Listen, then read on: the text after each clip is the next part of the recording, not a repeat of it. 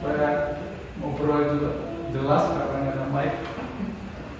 Bapak Ibu, sekali lagi saudara-saudari, bagi saya pribadi satu kehormatan karena saya diundang oleh Pak Lukas merayakan apa? Merayakan perjalanan iman bersama Tuhan. Nama ini kan 3 tahunnya. 3 tahun sudah berjalan perusahaan ini, saya katakan ini perusahaan milik Tuhan. Ya, kebetulan kemarin saya sempat jalan-jalan hampir setiap hari dengan salah satu pengurus yang merintis. Saya kaget dia merintis begitu dari nol. Dia cerita bagaimana dia merintis, bahkan dia cerita waktu dia merintis dari nol, dia dapat pesan dari hamba Tuhan. Tolong buka perusahaan, usaha ini betul-betul dari nol, dan nama perusahaannya pun langsung dari Tuhan. Dan di bawah nama perusahaannya itu saya sebut, nanti saya sebut namanya. Dan dia buka, waktu dia buka, ternyata ini ada pembelinya. Ini ada pembeli, tempat sangat strategis, tempat pinggir jalan, dan tempat itu favorit, tetapi nyatanya ada pembeli. Minggu kemudian dia menunggu tempat mahal bersama. Dia bertanya-tanya sama Tuhan, biasa kan ya, Tuhan suruh, tapi kita pasti tanya, seperti Bapak suruh kita lakukan, tapi kita gak dapat hasilnya. Pak, ini salah nggak? Gitu. Tuhan katakan apa? Nggak salah, lanjutkan saja. Akhirnya dia mendapat ide dari Tuhan. Coba kamu mulai dulu membeli. Dia pemilik, dia owner, dia beli produknya sendiri. Dia keluarkan uangnya, dia ingat 80.000. Dia beli makanan tersebut 80.000. Uangnya sendiri, dompet sendiri. Ini owner yang beli ke perusahaan sendiri 80.000. Dia tunggu-tunggu. Ternyata pas tutup ada yang pembeli pertama nilai 80.000. Dia bilang inilah sekumpul kawan. Waktu dia katakan sebuah kawan, dia datang rema dari Tuhan. Ini hanya awal permulaan. Hari ini perusahaannya nggak baik, cuma 8. Kemarin saya sama-sama mendoakan perusahaan yang baru. Saya juga bersyukur, saya juga kaget sama istri saya kok saya diundang begitu mendoakan khusus. Bagi saya itu kehormatan, saya bilang diundang berah kamu, pokoknya bagi saya itu penghiburan. Dia manjakan juga saya, bahkan dia kasih sesuatu. Memang Tuhan itu selalu banyak cara untuk memanjakan seseorang. Yang penting hari ini Bapak Ibu ada 3 hal yang mau sampaikan, tapi biar 3 hal ini menjadi rema bagi kehidupan kita. Tapi saya baca satu Alkitab dulu karena ini disampaikan Pak Lukas. Mazmur 75 ayat 2. Mazmur 75 ayat 2. Mazmur pasal 75 ayat 2 dikatakan, kami bersyukur kepadamu, tentu kepada Allah, ya Allah. Dan diulangi lagi, kami bersyukur, dan orang-orang yang menyerukan namamu menceritakan. Apa diceritakan? Perbuatan Mas Lukas. Betul? Perbuatan Uri, David, Rahman, Joseph, siapa lagi di sini? Mas Lukas tahu ya? Bukan. Perbuatan siapa? Tuhan. Ini harus kita tahu betul. Kami bersyukur kepadamu ya Allah, kami bersyukur, dan orang-orang menyerukan namamu, menceritakan apa? Perbuatan-perbuatanmu yang ajaib. Ajaib artinya yang tidak ada menjadi ada. Ajaib artinya sesuatu yang mustahil, sesuatu yang di luar dugaan. Akan kita tak terima itu ajaib. Kalau tadi masakan ulit tadi bayi panggang itu nggak ajaib, sesuatu yang biasa. Tapi tiba-tiba sini ada unta, kita makan rame-rame, itu ajaib. Bukan pekerjaan manusia, tapi pekerjaan Tuhan. Saya doa, kita berdoa sama-sama. Perusahaan ini udah 3 tahun. Kalau dengar cerita Mas Lukas, dia pergi ke Ungaran, berdoa dapat rema dari Tuhan. Kita Yeremia pasal 15 ya, mengandalkan Tuhan, diberkati orang mengandalkan Tuhan. Itu titik awal. Yeremia 17:5 mengawalinya bersama Tuhan. Bagi saya ini sesuatu yang ilahi. Sesuatu yang ilahi. Tentu kalau sesuatu yang ilahi ini pasti ujungnya semua ilahi. Saya selalu katakan Bapak Ibu, kalau kita ini saya berhadapan saya sudah selesai. Saya ini manusia, berhadapan dengan manusia. Ketika saya punya pergumulan, saya menyelesaikan cara manusia. Kenapa? Karena saya manusia, dia manusia. Tetapi kalau saya sebagai manusia berhadapan dengan Tuhan, cara penyelesaian pun bersama. Semua perusahaan apapun bentuknya, kita jangan melakukannya sebagai sesama manusia. Harus selalu bersama Tuhan. Sehingga ketika ada masalah, ada konflik, Tuhan bilang gini, coba saya. Mas Lukas berhadapan dengan Tuhan, bukan berhadapan dengan saya. Kata Tuhan apa? Kamu ini bukan urusanmu, ini urusanku. Kamu minggir, karena ini bukan milikmu, milik Tuhan. Kamu minggir. Kalau saya yang sama tuh, Joseph, kamu caraku, ya caramu terbatas. Ini kan milikku Tuhan, ya betul ini milikku. Tapi kan Tuhan apa? Kita sudah berdoa, serahkan Tuhan Tuhan. Tetapi seringkali cara kita lagi, coba mikir, atau kita mikir itu mudah enggak? Ini namanya sudah masuk ke dengar, ini penting. Melepaskan. Ini pergumulan manusia terberat. Dia sulit melepaskan hatinya. Karena dia merasa kepunyaan dia, hak dia sepenuhnya. Sehingga Tuhan suruh minggir, dia merasa enak aja, Tuhan ini kan milikku Tuhan. Ini aku yang merintus Tuhan. Tuhan minggir kamu. Kalau engkau minggir, aku akan menyelesaikannya. Thank you, Sir. Tepuk tangan untuk Joseph dulu. Cara menyelesaikannya, kalau saya menyelesaikannya bisa selesai nggak? Selesai. Sesuai dengan kapasitas saya, sesuai dengan kemampuan saya, sesuai dengan modal dompet saya. Tapi kalau Tuhan yang menyelesaikan, tanpa batas, tidak ada limitnya. Kalau Tuhan yang mengerjakannya, tidak ada batasnya, dia terlalu banyak cara, terlalu gampang bagi dia. Saya doa Ibu, kita berdoa dia 3 hal ini Bapak Ibu tanamkan. Pertama, ingat kita ini bukan anak upahan, anak perjanjian. Saya selalu katakan ini, kalau saya ini anak upahan, saya sudah bekerja 25 tahun di gereja. Saya kalau setahun saya mendapat 25 tahun, saya cukup untuk makan dan minum. Gaji saya cuma 750.000. Tertinggi ya, gak ada disebut aja. Kalau saya ini anak upahan, saya yakin kehidupan saya akan biasa-biasa saja. Tapi saya tahu saya ini anak perjanjian. Saya bekerja bukan untuk upah. Saya bekerja untuk menunggu janji Tuhan. Dengar baik-baik, semua saudara bekerja bukan untuk upah.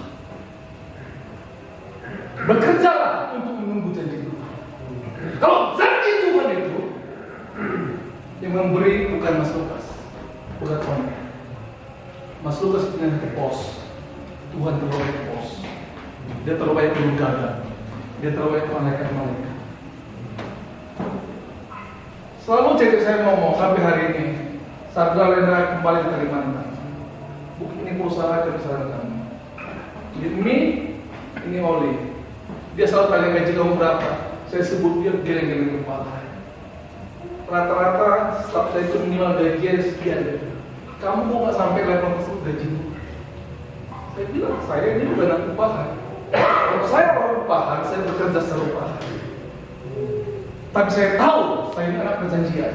Saya bekerja. Ya ibu, saya doa. Kenapa kita mengatakan perjanjian baru? Karena seluruh Alkitab berisi perjanjian. Dan perjanjian itu harus kudu wajib digenapi. Namanya juga perjanjian lama, perjanjian baru. Kenapa dikatakan kita punya perjanjian? Karena seluruh isinya berbicara tentang apa? Janji-janji Tuhan. Janji itu apa? Untuk kita alami, untuk kita nikmati. Saya doa biar kita tahu kita ini anak perjanjian, bukan anak upahan. Saya kalau konseling, setiap pelajaran terakhir pada 11, selalu saya tanya masalah upah mereka. Kadang-kadang saya shock mendengar upah mereka. Ini saya baru posting ini. Penghasilannya 55 juta per bulan, masih bujang. Dia punya perusahaan tempat di Bandung ini. Saya bilang, kamu kok banyak penghasilan kamu? Saya bilang, iya Pak. Jadi saya cerita, waktu saya menikah, saya bilang, saya nggak bisa beli sepatu, nggak bisa beli jas, nggak bisa beli cincin. Tapi dia nangis dengarnya. Dia nangis dengar gitu. Pak, Bapak ini kok berani kali menikahnya gitu. Tanpa cincin, tanpa semuanya. Saya ini Pak, maaf Bapak ya, kami sudah persiapkan 5 juta untuk hanya prewedding. Dia mau keliling. Saya bilang, saya betul. Kenapa? Bagi saya, kalau saya yang punya apa masalah?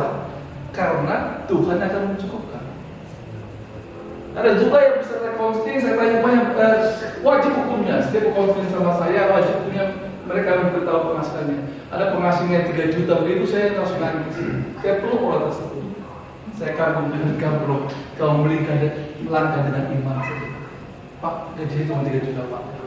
Waduh, ini yang saya tunggu-tunggu. Jadi kalau gajinya 35, 25, 55 gitu, saya nggak terlalu semangat. Nggak terlalu semangat menyampaikan firman Tuhan. Tapi Pak, gajinya cuma 3 juta, 5 juta, 2 juta. Oh, saya berhati-hati. Karena bagi saya pasti nanti mereka kena kegedean 35 mungkin nggak kena. Ternyata kena juga. Ya lagi juga. Saya pikir, saya bilang ini kita ini sebagai anak perjanjian. Bilang sama kita anak perjanjian, bukan anak upahan. Anak upahan itu terbatas anak upahan. Terbatas dong, sebulan saya sebulan dapat 3 juta upah. Udah, posnya cuma 1 dari pos A. Jadi saya tunggu cuma tanggal sekian saya tunggu. Upahan terbatas. Tapi kalau saya ada perjanjian, saya tunggu janji Tuhan. Janji itu kapan cairnya? Tuhan katakan tanggal sekian harus cair. Buka rekening. Malaikat tolong itu dosa dari itu dah perlu ini sesuatu nih. Buka rekening saja. Dia kerahkan orang-orang membuka rekening dan kirim saja. Termasuk perusahaan ini. Kita doakan kita bekerja buat upah. Tapi perusahaan ini perjanjian. Amin. Kita buka kita Roma. Roma mengatakan dengan jelas sekali. Roma pasal 6.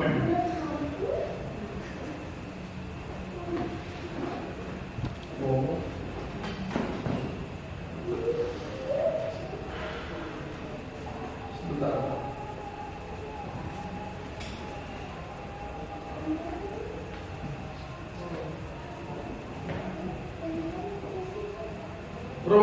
Roma pasal 9 ayat 6.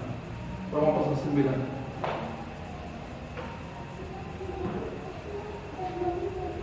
Sudah ketemu Ibu? Sudah ketemu? Roma pasal 9 dibacakan. Akan tetapi firman Allah tidak mungkin gagal. Amin. Sebab tidak semua orang yang berasal dari Israel adalah orang Israel. Kita termasuk bukan orang Israel ya, tapi oleh murah Tuhan kita mendapatkan hak. Dan juga tidak semua yang terhitung keturunan Abraham adalah anak Abraham. Betul. Tetapi yang berasal dari Ishak yang akan disebut keturunanmu. Artinya kita bukan anak-anak menurut daging, adalah anak-anak Allah. Tetapi kita siapa? Anak-anak perjanjian yang disebut keturunan yang benar. Kita disebut siapa? Anak-anak perjanjian. Ini status saudara dan saya. Jadi kita bekerja itu bukan karena upah, bekerja karena apa? Perjanjian Allah. Kita menunggu janji Tuhan. Alkitab mengatakan apa janji Tuhan? Engkau bukan menjadi ekor, jadi kepala. Engkau akan mengembang ke kiri dan ke kanan. Kita aminkan. Saya kemarin untuk ketemu dengan orang tersebut, selalu amin, amin. Saya kaget, amin, amin. Asal ngomong amin, amin, amin. Ini orang kaya loh, super kaya. Amin, amin, amin. Amin, amin. Kenapa? Karena firman disampaikan, kita langsung tangkap. Ini janji Tuhan. Kita harus mengaminkan, kita keturunan perjanjian apa? Perjanjian yang punya hak. Seluruh perjanjian Allah kita berhak menikmati. Ada kadang-kadang orang berpikir, cukuplah segini. Itu ya, menurut saya ya itu mungkin. Maaf saya ngomong, nggak percaya diri atau nggak percaya pada perjanjian Allah. Aduh, udah cukuplah seperti ini. Nggak percaya diri atau jangan percaya pada kesanggupan Allah untuk menolong. Bapak Ibu, sekali saya katakan kita ini anak perjanjian. Kalau upahan itu hanya satu pos. Anak perjanjian itu terlalu banyak posnya. Kalau Tuhan gerakan, wah, dengan kirim. Yang kedua, Bapak Ibu, karena kita anak perjanjian, dua hal ini harus kita hadapi.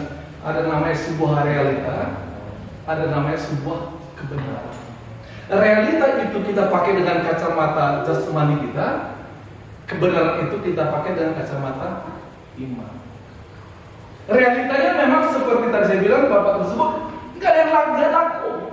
Dan dia buka ke lereng Anten. Dia pertama kali merintis ke lereng Anten muncul. Itu pun Tuhan suruh. Buat kesana dia bilang, sepi sekali ada pengunjung. Dia tarik teman-temannya, dia kumpulkan dengan orang-orang mau. Dia buka di sana lereng Anten muncul itu, dia merintis. Hal yang sama berlaku, enggak ada yang laku juga. 3 bulan itu murni enggak laku, enggak ada pengunjung. Kenapa? Karena dari tersebut masih rawan, masih belum dikenal. Akhirnya Tuhan kasih ide lagi dia. Suruhlah staf-staf ke sana, hamba-hamba Tuhan ke sana. Jadi semua kita ke sana. Dan di sana terjadilah yang namanya berkat yang dia enggak putus semangat walaupun Tuhan jelas suara ketuhanan. Beri yang baru, ini waktunya kamu mengembang pikirannya. Waktu dia berkembang, hasilnya tidak langsung wow, begitu enggak. Justru Tuhan uji iman. Dia kata, saya lihat kebenaran, bukan lihat. Pakai kacamata iman. Jangan pakai kacamata jasmani. Jasmani itu apa? Kalkulator kan? Itu jasmani kan? Kalkulator itu jasmani. Uang itu, kayak istri saya orang Cina ya. Itu kacamata dunia itu uang aja kerja. Jangan itu uang itu ada batasnya. Kalau gitu janji Tuhan, iman ada batasnya. Saya doa, kita berdoa sama-sama, perusahaan ini adalah perusahaan dengan iman. Diawali dengan iman dan terus berjalan dengan iman. Sehingga kita mengatakan dari iman kepada iman, dari kemuliaan kepada kemuliaan. Dalam perjalanan tersebut di lembah kekelaman sekalipun tetap iman di situ. Seringkali iman itu hanya kita tertuju kepada Tuhan. Iman juga perlu kepada waktu dan cara Tuhan. Banyak orang, Tuhan aku iman Tuhan kepada Tuhan. Wah, aku percaya dengan pasti Tuhan tolong. Tapi waktunya kita nggak beriman. Caranya pun kita nggak beriman. Harus seimbang. Kita beriman kepada pribadi personalnya. Kita juga harus beriman kepada kedaulatannya. Itu kedaulatannya apa? Cara dan waktu. Bagaimana caranya? Dia punya cara. Bagaimana waktunya? Dia punya waktu. Kenapa dia punya cara dan waktu? Karena dia tahu siapa kita yang meminta. Jadi beriman itu jangan hanya kepada personalnya, tapi juga kita beriman pada waktu. Seringkali waktu kita Tuhan percaya kepada Tuhan, tapi waktunya kapan Tuhan? Itu mengaminkan waktu Tuhan dan cara. Jadi 2 hal ini Bapak Ibu. Pertama, ingat perusahaan ini adalah perusahaan perjanjian Allah. Amin. Bukan upahan. Sehingga kita nggak menunggu upah. Jadi kita kerjakan kita apa? Bekerjalah seperti Tuhan kita. Kolose 3:23 itu. Apa yang kamu lihat sentuh, lakukan itu untuk Tuhan. Jadi seakan-akan kita bekerja untuk Tuhan. Saya kaget loh, panglima loh ya. Panglima berkata di prajurit selalu ya. Saya kaget. Kalau setiap kasih pengalaman kata panglima, bukan Kristen loh. Waktu kamu tempat ke satu daerah, anggap itu ibadah dari Tuhan. Kemanapun kamu tempatkan, itu ibadah kepada Tuhan. Wah, orang muslim. Masa kita kata? Ini pun waktu lagi bekerja, ibadah kepada Tuhan. Bukan ibadah Tuhan untuk palu kasih dan lain-lain, tapi untuk saya waktu dengar panglima ngomong ini, Pak Sendiri bilang ngomong ini.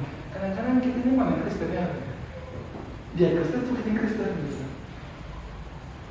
Kadang-kadang beda dengan kita itu terlalu istilahnya anak buah, anak kereta Pak. Malas ketika tadi. Tunggu janji Tuhan lah. Jangan. Ini ibadah Pak. Apapun kita sentuh, apapun kita lakukan, nggak mau dihargai, nggak mau dilirik, nggak mau dilihat, nggak mau dikasih upah pada petik. Kita lakukan untuk Tuhan. Kalau kita lakukan untuk Tuhan sebagai ibadah, kita lakukan dengan sukacita, kita lakukan dengan antusias, kita lakukan dengan segenap hati kita. Karena apa? Karena kita lakukan untuk bukan untuk lalu masuk pulih dan lain-lain, tapi kita lakukan untuk Tuhan. Hanya bekerja untuk Tuhan ini. Dan ketahuilah, waktu Bapak Ibu melakukan untuk Tuhan itu, dengar baik-baik, anak cucu kita tidak dapat Tuhan. Saya selalu cerita sama keluarga kami begitu. Kami keluarga yang sangat-sangat super miskin. Tapi saya lihat anak cucunya diberkati luar biasa. Selalu katakan begini, kenapa ya? Karena satu, karena orang tua kita dulu bekerja dan berdoa. Jadi Bapak Ibu waktu bekerja pun bekerja dengan doa. Maka walaupun kita nggak bisa mendapat langsung upah menurut kita, tapi percayalah upah itu dari Tuhan. Yang pertama itu dari apa? Kita adalah anak perjanjian. Yang kedua,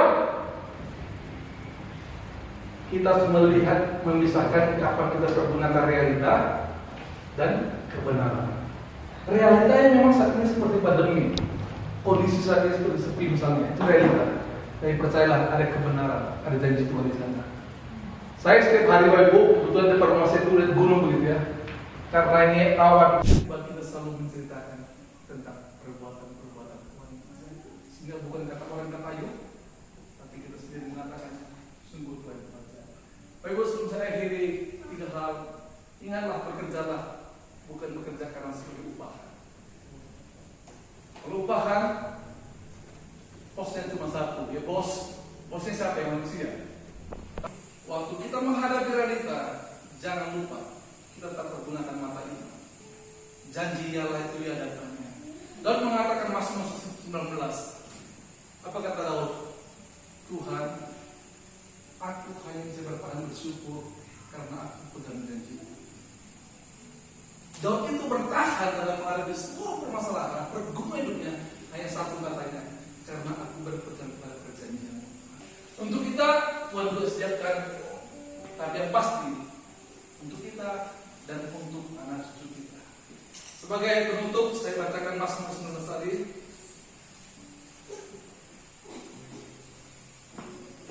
Mazmur 19.